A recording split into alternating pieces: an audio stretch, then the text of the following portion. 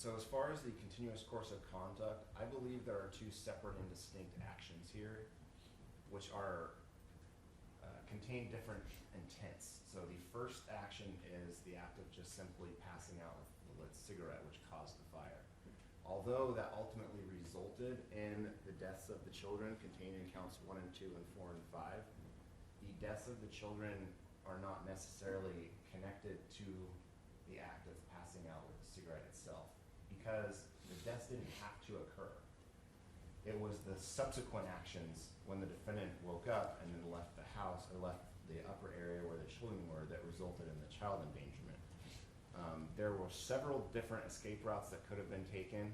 He could have taken the balcony that was unburned. He could have thrown them out the window if they wanted. Or if he had just not gone downstairs in the first place and taken the children with him when he actually went downstairs, then none of this would have occurred. So yes, even though they are connected, I believe there are two separate and distinct actions that took place. The first passing out and then the second leading the children upstairs. And again, as I stated earlier, these two separate actions carry different intents. So I don't think that there is a single course of conduct pursuant to a single objective as 64 which would make 64 apply, but there are in fact two separate and distinct actions with separate and distinct intents, thus making 64 not applicable to the subsequent death of the children, even though it was a direct result of the fire. But I'm also looking at counts 1 and 2 and essentially the failure to protect the children because you're so intoxicated that you run downstairs that you can't essentially save them. That seems to be a part of counts 1 and 2 as well. I understand. I mean, counts 1 and 2 and count 3 also. Yes, and I understand the court's analysis. And answering the second question, there are no cases with this set of facts that have been published or not published for that matter. The closest I could find was the Pupil v. Evers case at 10 Calop 4th 588, where the defendant was convicted of child endangerment and murder, and even though the child endangerment ultimately caused the murder, they were separate and distinct actions, which is akin to, I think, what we have here. And that was the closest I could find to analogous to this case. Okay, thank you very much, Counsel. Anything else from the people? No. Okay, thank you. This time? Thank you. At this point in time, we'd like to call Mr. Lopez's parents to the stand. His sister is going to be acting as an interpreter for them, if we can. So you want to do one at a time or both? They're going to be she's going to be just translating from Spanish to English. Okay, that's interesting. I thought my understanding was she was just going to be the one speaking. I know she's going to be translating. She's going to confer with them and then speak. Is that how this is going to go? Because if she's not a certified translator, I can't have a translation. Right. I believe she has. The parents will be with her. They've written letters that she's going to read to the court while they're standing with her.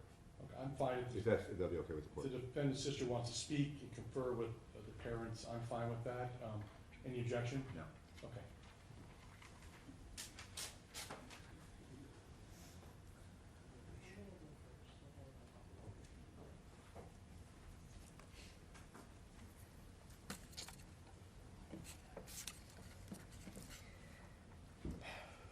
Your Honor, if I may address the court on behalf of my younger brother, Henry Lopez. And if you could pull the microphone so I can hear you. And I understand you're also speaking for your parents as well. Yes, I'm going to do mine first, and then my mother's, and then my father's. Thank you. I would like the court to know that my brother Henry is a very smart, caring, and compassionate person who loves his family and loves his children with all that he is. There's nothing that can be said or done to go back to the day that changed everyone's lives. Our family was blessed with the birth and presence of Christos and Isabella Lopez, and their lives are forever changed from their presence and will forever grieve the loss of my niece and nephew. I'm asking the court to take into consideration that my brother, Henry, lost his children too. My parents lost their grandkids, and I lost my niece and nephew that we all love very much and will miss for the rest of our lives. Our family will never be the same. We will miss them at every birthday, at every Christmas, and every event forever. We hold near and dear to our hearts every memory that we have with him, and will cherish him forever. I realize that the courts have a job to do, and that the part of that is to consider each and every aspect of a case, an individual base, and I hope through the process the courts consider to impact this has had on my brother Henry and on his family as well. How through the process of media and statements that have been made, it appears that and has felt our family that we have been erased from the kids' lives. And with everything that has happened since this tragedy event, that my brother Henry and our families have been painted out to be monsters, which is far from who our family is. I ask the court to consider his life as a whole from the time he was younger to now, in which they will see that he's far from a criminal, and he is a very hardworking, kind, humble, compassionate, dedicated person, son, and brother.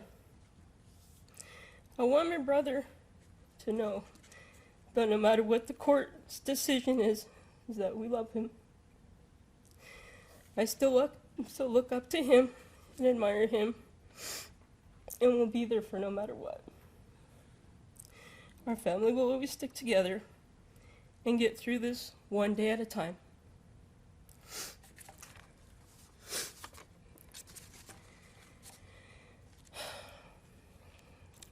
Your Honor, if I could read this letter on behalf of my mother, Juanita Lopez. Let's have your mother come up beside you. Of course. And for the record, this is your mother approaching. This is my mother.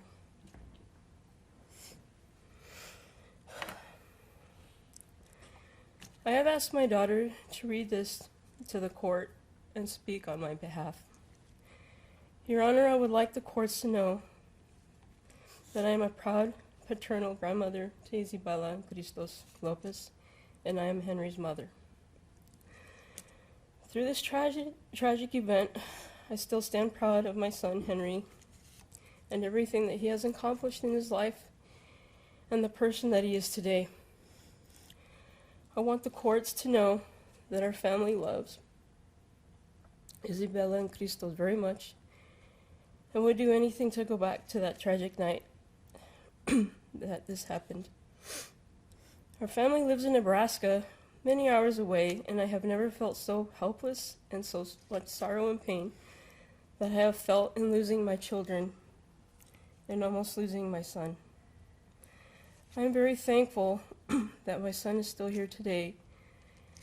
I wish that Bella and Cristos are here too. However, we can't go back and change things, although I wish I could. I want the courts to know that my son Henry is a law-abiding citizen, is a Marine veteran, has graduated college with multiple degrees, and was a great father to Bella and Cristos. He was and is so proud of them. He spent a lot of time with the children, was involved in their schooling, sports, and every time we would talk on the phone, they would be the highlight of the conversation. It breaks my heart into a million pieces to know that our family will never be the same. That my son Henry not only has to live of regret and what ifs, but has to live with what has happened on a daily. This is a life sentence for all of us. I am aware that it affects more than just our family, and my heart hurts for everyone that has grieved, but I ask the courts to take into consideration that my son Henry is far from a criminal, and to give him a chance through some alternative sentencing to show the courts as he did during the trial, that he is a valuable member to society and can contribute to the well-being of the world as he has all his life. My son Henry has never had an issue with authority or following the rules, and I strongly believe that. Lastly, I want the courts and Henry to know that my family is the world, and I love my son with all my heart and will be there for him no matter what. Thank you.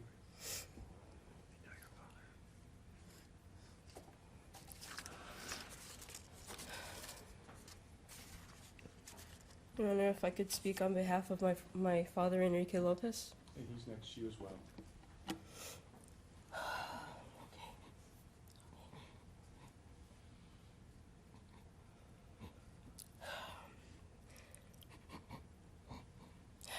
Your Honor, if I may read this on behalf of my father, Enrique Lopez, who's standing next to me, I have asked my daughter to read this to the court and speak on my behalf. Your Honor, I stand here before you today on behalf of my son, Henry Lopez, and on behalf of my grandchildren, Isabel and Cristos Lopez.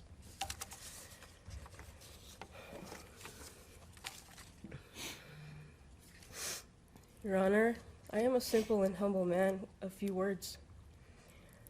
I am a firm believer that character shows through hard work and a person's actions, which I have taught this to my children through my actions and through the ways I have showed them as I raise them. I have done everything within my power to raise my children with great work ethic and to be stand-up citizens. Although we stand before you today as a result of this tragic event that claimed the lives of Bella and Cristos, I can tell you that my son Henry is not a criminal. This tragic event was not intentional. My son Henry and our family have suffered every day since this has happened, and there is not a moment or day that goes by as we all don't live with regret, especially my son Henry. As a husband, a father, a grandfather, and a patriarch of the family, you want to be able to fix things and help to take the pain and suffering away and wear the burden of your own shoulders. But unfortunately, this pain and suffering is not something I can fix. Through the loss of my grandchildren and through many actions that have followed my son's divorce, through the media and through this process, I try very hard to remember and remind my children and wife that no matter what the media says or feels, through the media and through this process, I try very hard to remember and remind my children and wife that all we have one another to lean on, and no matter what the prosecuting says or feels, no matter what the media says or feels, I know the truth. I know the truth. And I know that no matter how badly our family has suffered and grieved alone with one another, we will get through this one day at a time, one step at a time. And with the help of God, I ask the court to take into consideration that we too are victims. We are not criminals and monsters that the media and the prosecuting side has made us out to be. When I say we, I mean we stand behind Henry as a family unit. That he goes through, we go through as a family. This has been extremely hard on each and every one of us, and I want the courts to know that I love my grandchildren with all that I am, and I love my son Henry, and I want him to know that. And Henry, remember, God is always with you. He's with the family. Nikia, I know that right now you're in a very bad place, and God is with you, even though people here are rolling their eyes, but that is the truth. I know you hate us, And that's okay. God will forgive you. God will forgive everyone. He is there with you. Don't give up on him because he won't give up on you. Mr. Lopez, I don't hate you. That's all, Your Honor. Thank you very much. You're the only one. You're the only one.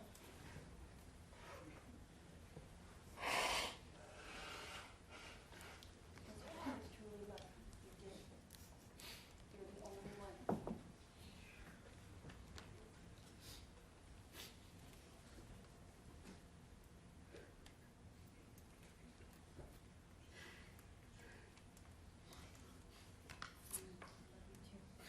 You're the only one. I know. I know. Okay.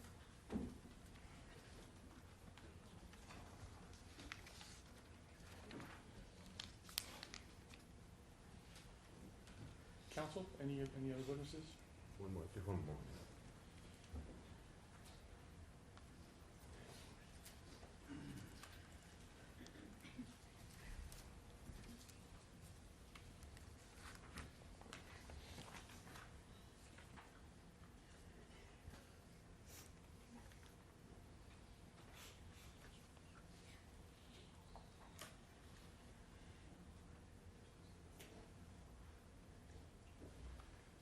Mr. Lopez will be addressing the court. He will be our final speaker. Okay, thank you.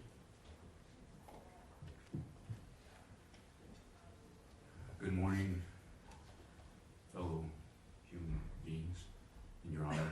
I want to thank Your Honor for the time and the resources everyone's put into hearing this and seeing justice carry out, which I don't think has been.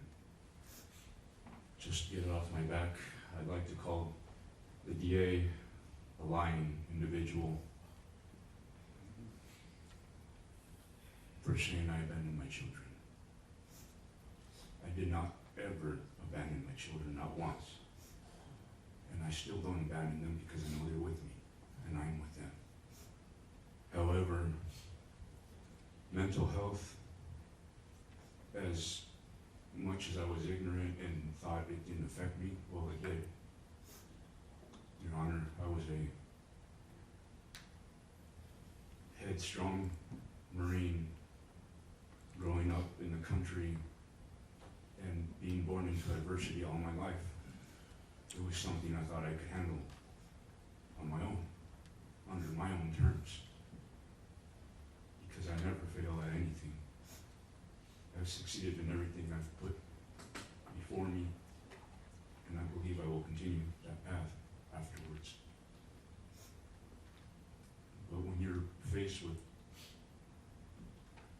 PTSD, you're faced with severe depression, anxiety. You know, before I used to think you were weak. I even had that discussion with my ex-wife. And she pushed me to acknowledge that I was sick also. And for that, I'm sorry and I regret. I hid that from my children the best I could because I didn't want them to see me as a weaker individual. So they didn't know.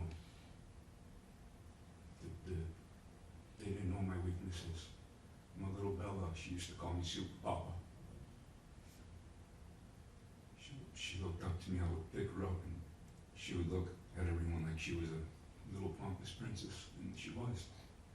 When I held her in my arms, and my son, I was his hero.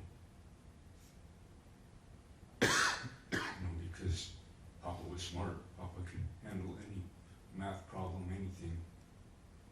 And I could, Your Honor. I can learn a language in a matter of a month. I can learn anything. I was blessed with that. But I was also blessed with too much ambition when it came to my mental health. So I drank a lot, because if I didn't sleep. If I didn't, I'd have nightmares. And even my fallen marriage was a victim because I didn't take the right acts to get myself together. And it was a abusive marriage on both ends, mentally, spiritually. But in the end, that doesn't matter. What mattered were my babies, my Baba and my Kushwa.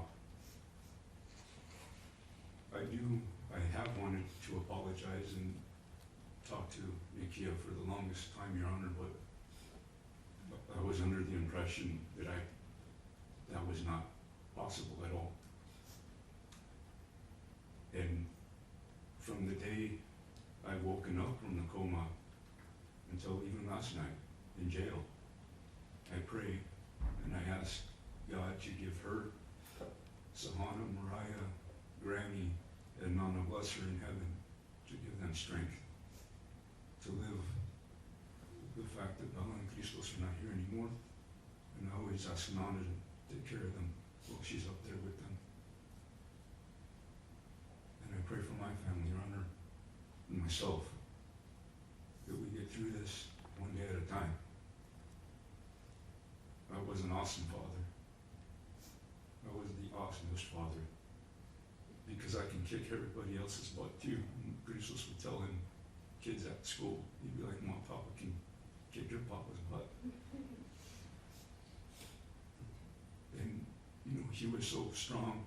I was with him every basketball court, every basketball practice, every basketball game.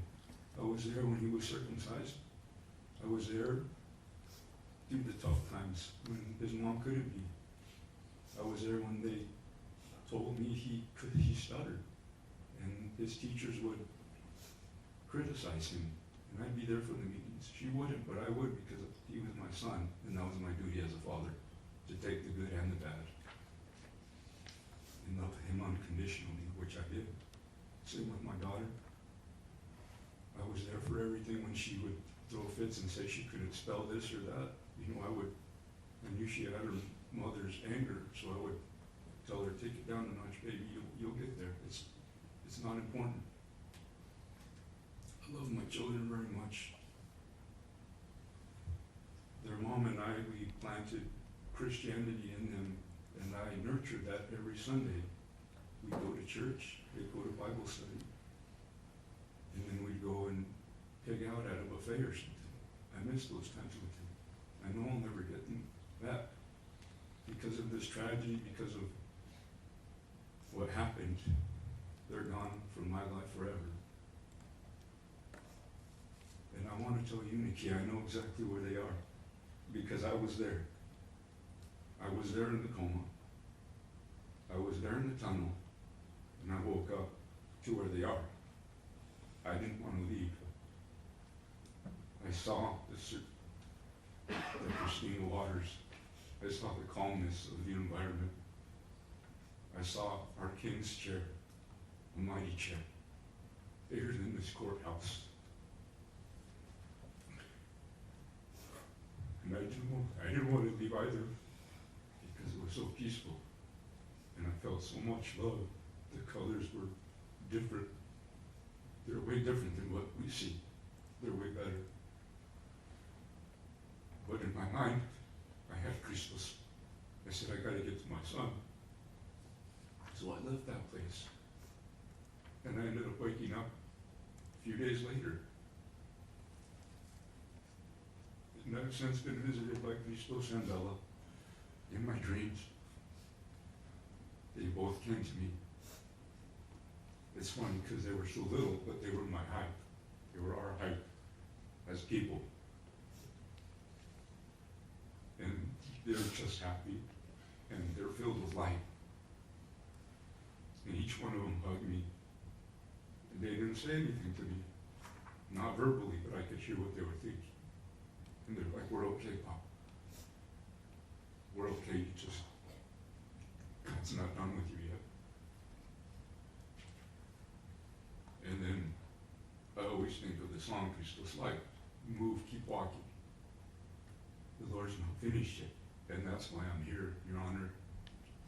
All my life, you see, I've had demons. Regardless of what's happened to me as a child or through my adolescence or in my adulthood, in the core, but I've always tried to help people. And I've taught my children that, always try to help people. Because you never know, you might be helping an angel or God himself. And I've always taught that to them. And I'll continue to do that outside of here. I ask, Your Honor, that you have leniency on me. I've never had any prior history of anything. Never even had a speeding ticket. And I loved my ex-wife. I loved my stepdaughters. When we were a unit, I considered us a wolf pack. And I tried to keep that relationship going, but some things just don't work. And this is also what I would tell my children. We would say prayer every night. And Christos, I would hear him say, Dear Lord, I pray that our family get back together. And I would let him pray his prayer until finally I kind of broke it to him, like, Mijo, dear Mama and I, we love you very much. We love you and Bella very, very much. We don't have to be together. That doesn't have to be a thing for us to love you. You can have two households. It just means two of everything. You know, and I think they understood that in the end. But I never had anything other than good intentions for my babies. They were my legacy. My firstborn, Kia, was in birth for 5 days, and Bella for 48 hours. So we fought them to bring them into this world. The night of the fire, Your Honor, I don't remember a lot. It comes to me in chunks, and then I have to ask myself if this is real or not. One thing I do know is I did try to save them. I never once abandoned them. My hands were burned because of these so-called exits that we had, that the DA says I could have used. Well, guess what? I did try. I exhausted every avenue I could at the time. Had I not been intoxicated, I don't know if the outcome would have been any different. Because that smoke, I breathed it. It was in my room. It affected me the most. And I know my kids, their little lungs, they had asthma, both of them. I knew it would have affected them even worse. And, Your Honor, I replay this every morning. I wake up, regardless if it's incarcerated or if it was out. I would replay these things over and over. And I don't know how I functioned. I was holding down a job and still living with this. But you see, Your Honor, my brain, it works miraculously somehow. I'm able to do a lot of things at once, which is why I think I was able to continue with my mental health and still function as a law-abiding citizen. Well, it's a curse also because during these proceedings, I was working. That was my therapy, was to get away and work. I was even volunteering at a kennel up in Upland because I knew the kids love dogs. I love dogs, so it was a therapy for me. And it was a way for me to honor them, pay them homage to things that they loved in this world. But at the same time, I'm still replaying this thing in my head.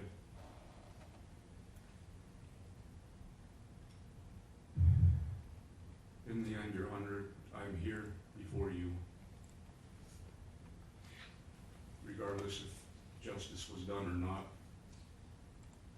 you know, that's not for us to decide. We'll be judged when we get to the gates, and I believe Nakia will enter, regardless of what she thinks. I just know that he set me back, and there's more work to be done in this world, or else she would have taken me. I was told that they were pumping black soot out of my lungs for days. By no means was I in a convenient coma. I was told I had cadaverous skin stapled to my skin. But I was also told that I healed very, very fast, which is why I was able to leave the hospital faster. I still suffer from physical pain. I still suffer from nerve damage. I still suffer from a lot of pain mentally. It even compounds the prior mental health state that I had. But I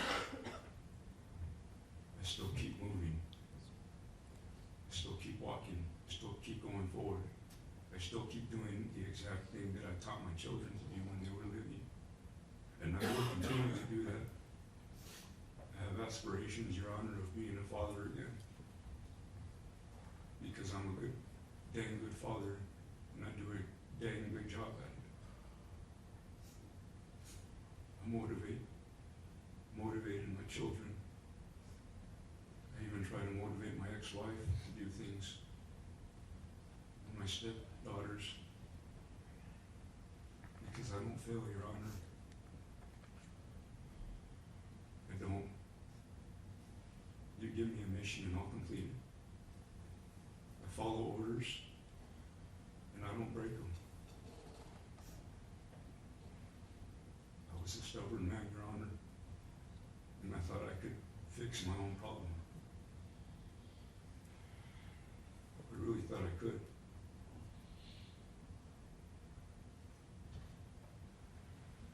I was a boxer too, Your Honor, so I know what it is to get hit and get back up again. And I could have this time, but that's when my family stepped in, and Lanisha, my loving fiance, has helped me push forward through all these things. He's helped me realize, that I have to humble myself even more than before. Fuck this. Accept the consequences for your goddamn actions, man. Okay? Accept the consequences, okay? Eat it. It happened on your fucking watch. Sir, stop. Fuck. Fuck. It helped me get through and push forward, Your Honor. And I've actually reached out more than before. I've been talking to a half-brother of mine that I never knew growing up. And there's several resources available to me that I didn't even think of before because of my stubbornness. And because of thinking that every accomplishment I've done had been by my own hands. I ask for your leniency, Honor, in your sentencing. And I want you to know, Your Honor, that I'm still a good citizen. I believe in this country. I believe in the opportunities that it extends to people who do good. My record can prove that, Your Honor. And I'll keep marching forward. I always told my son never give up, and he told me he wouldn't. Don't give up either, Papa. I'm still Super Papa. I'll always be Super Papa. Thank you, Your Honor. Thank you. Counsel, anything else? Nothing further, Your Honor, just a few comments, which I would be very brief on. Just indicating for the record, I believe that was one of the jurors that had the outburst in front of the court at this point in time that exited. The court's had an opportunity to listen to all the evidence. There are no winners.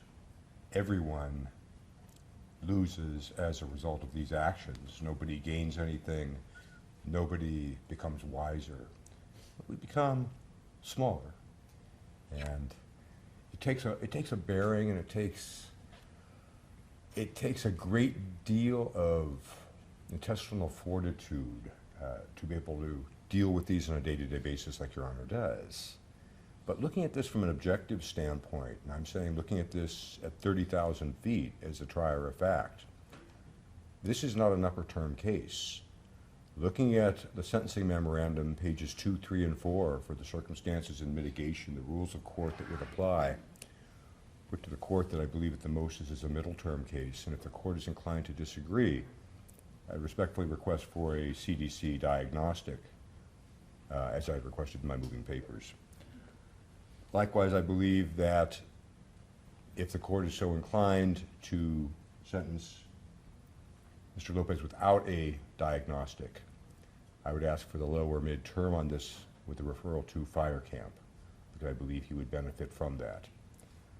This is, as you know, was not an intentional act with the children. This was not somebody driving drunk with his children in the car, running a stop sign. This is a man who was asleep. A fire started. We've contested the origins of that fire. Nonetheless, the fire started. He was burned. Addressing 654, 654 clearly applies here. I don't think there's any ambiguity. The argument now that the act of endangerment of the children was going downstairs as opposed to the fire is, I believe, somewhat circuitous and strains to keep 6054 from precluding the multiple punishment. So on this, I believe punishment or sentencing should be on count 1 and count 2 only, as the court sees fit. Our request is going to be lowered to midterm on that with the stay of the enhancement. I believe the court sees my reasoning for that. My sentencing memorandum spelled out everything here as far as the rules of court. I submit on that. Thank you. And I've read and considered your papers as well.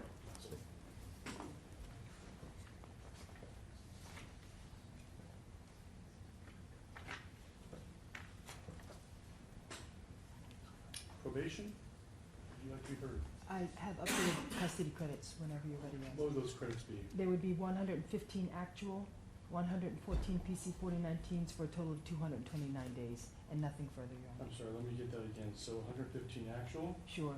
I'm sorry, 115 actual, 114 4019s for a total of 229, Your Honor, 229. and then nothing Are further. either counsel going to be heard on those credits? No, Your Honor.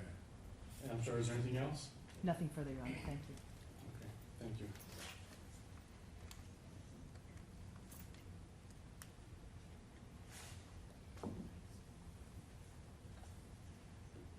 I did forget to ask you one question. Was the 654 issue as well, whether you wanted to weigh in on that or not at all?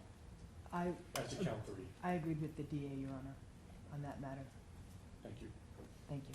Okay, the first issue I need to deal with is whether or not probation is appropriate in this case. As set forth in the probation report on page 21, the defendant is presumptively ineligible for grant probation. I agree with that analysis. The way you get around that is if there's some unusual circumstances, and whether it be in the interest of justice. The court finds that there are no unusual circumstances here, and would not be in the interest of justice to grant probation. I agree with the analysis done by the probation officer on pages 21 and 22 of the probation report. Probation is denied. As far as the sentence goes, the court will deny the request for a diagnostic. Before I get into the actual calculations, the court will note, and I'll explain this more later, the court believes that the upper term is appropriate for each count and each allegation. And I'll explain this more later, but the court does believe that count 3 should be stayed pursuant to Penal Code Section 654. I'll get into it. I understand the people's argument, but I think under the law, I'm compelled to stay that count. As to count 1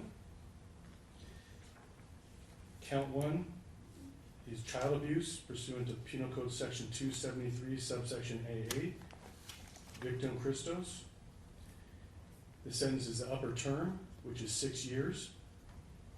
For the attached allegation to count 1, pursuant to Penal Code Section 12022.95, that the abuse resulted in death, that is an additional plus 4 years, which will run consecutive to the 6 years for count 1. That's a total of 10 years state prison for count 1. As to count 2, same charge, child abuse, Penal Code Section 273A, subsection A, victim Isabella. The sentence is 1 year and 4 months to run consecutive.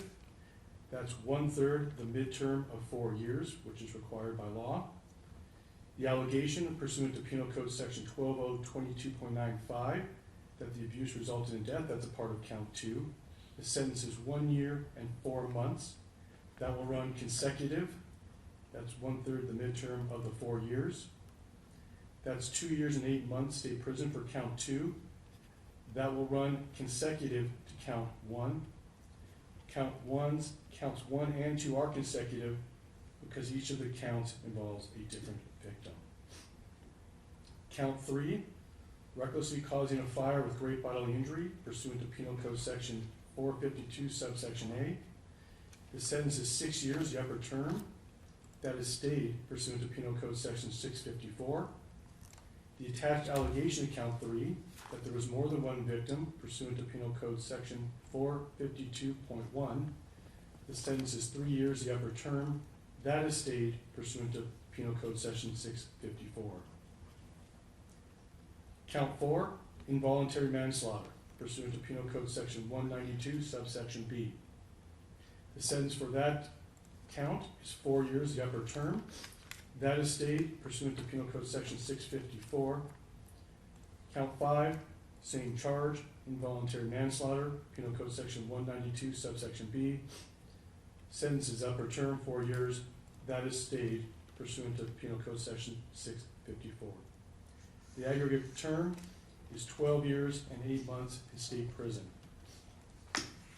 To my explanations,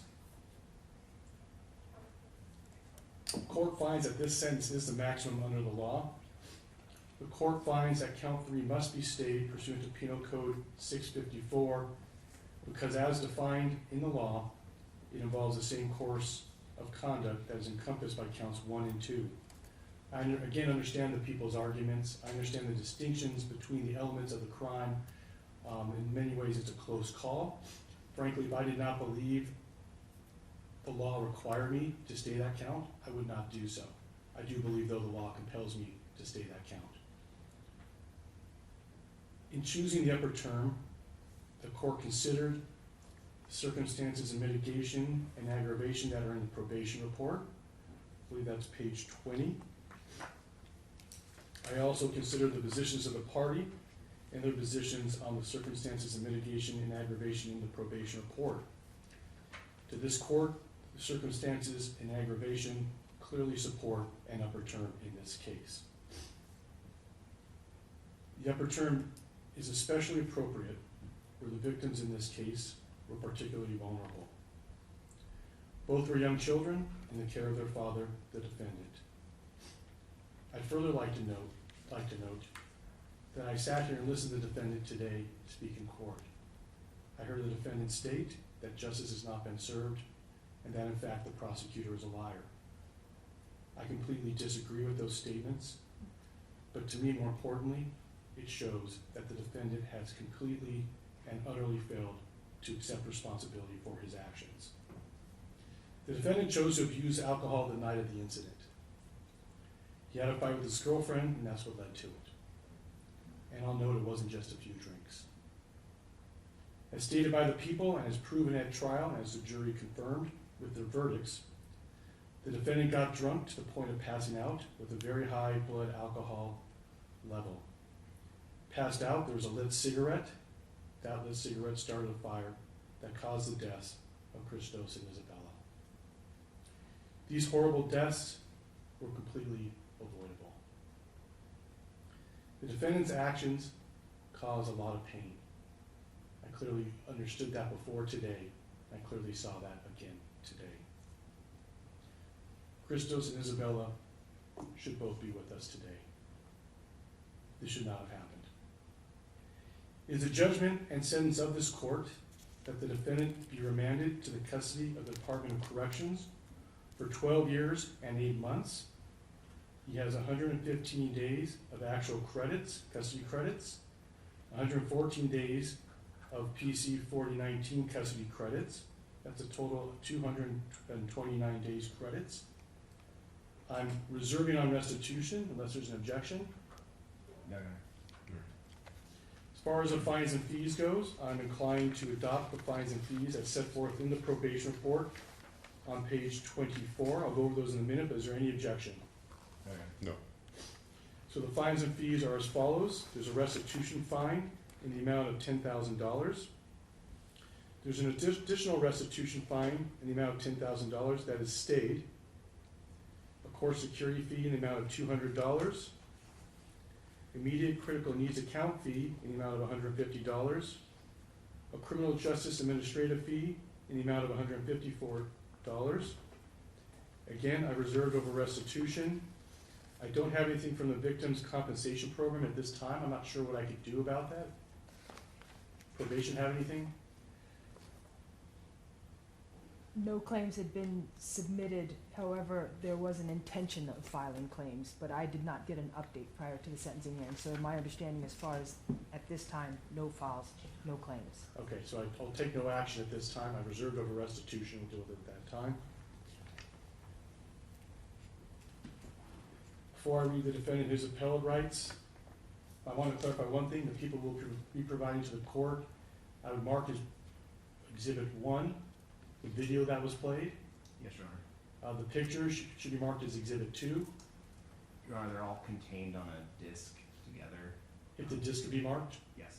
So that's what I'm saying. All the pictures can be put on the disc and marked as Exhibit 2. Yes, Your Honor. You have, I'm sorry, did I misunderstand? No, I have a single disc with all of the media, but I can create 2 discs. No problem. How about that disc we marked Exhibit 1? Any objection to that, counsel? No, Your Honor. And that will contain the video, the pictures, and then as Exhibit 2, you'll be submitting transcripts of the voicemails? The Correct. voicemail, I should say, that was played. Yes. Okay, any objection, counsel? No, if we need a copy of it. Okay. Of course. Before I read the defendant's appellate rights, is there anything else from counsel? Nothing to defense, Your Honor. People? No, Your Honor. Probation? No, Your Honor. Okay. Mr. Lopez, you have the absolute right to appeal from the judgment of this court. If you wish to appeal, you must file a written notice of your intention to appeal within 60 days from today. An appeal not filed within that time shall be void and have no effect. The notice must be in writing and signed by you or your attorney or both of you. You must specify what you are appealing from, whether it's a whole judgment or just part of the judgment. If you appeal and do not have the financial ability to retain the services of an attorney to represent you on appeal, the appellate authorities will appoint counsel to represent you.